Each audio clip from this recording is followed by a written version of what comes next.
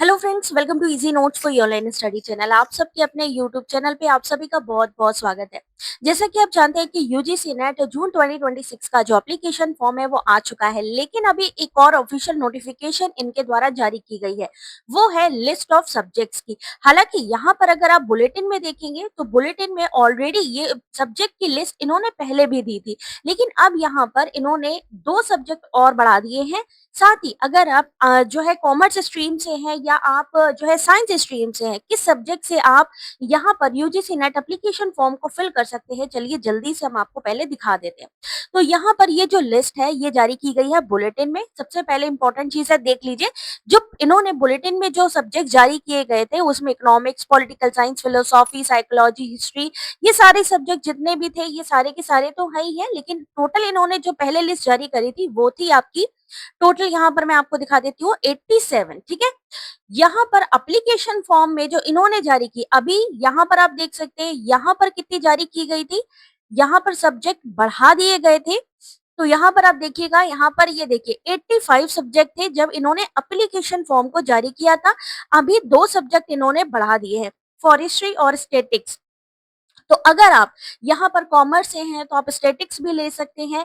मान लीजिए अगर आपका सब्जेक्ट कुछ ऐसा है कि जो वहाँ पर अवेलेबल नहीं है, इन लिस्ट में अवेलेबल नहीं है, तो आप फॉरेस्ट्री स्टैटिक्स का भी इस्तेमाल कर सकते हैं, यानी ये सब्जेक्ट भी ले सकते हैं। साथ ही मान लीजिए अगर आप मास्टर डिग्री ज्योग्राफी हैं with specialization in a population studies, then mathematical statistics are also eligible to appear in the subject population studies। ठीक है, कैंडिडेट अगर मास्टर डिग्री है in humanities including language and social science are eligible to appear in a subject women study, यानी geography या फिर mathematical statics वाले population study ले सकते हैं, ह्यूमैनिटीज सोशल साइंस वाले विमेन स्टडीज को भी ले सकते हैं।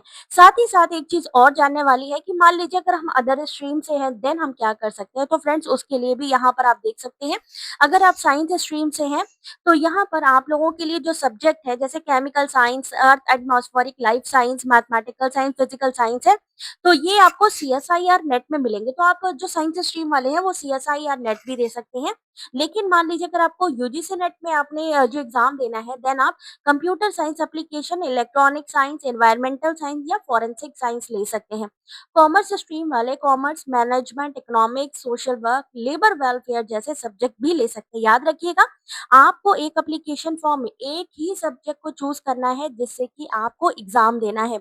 यहाँ पर जो लिस्ट है वो जारी की गई है, नई लिस्ट है, यूजीसी नेट की तरफ से ऑफिशियल नोटिफिकेशन है।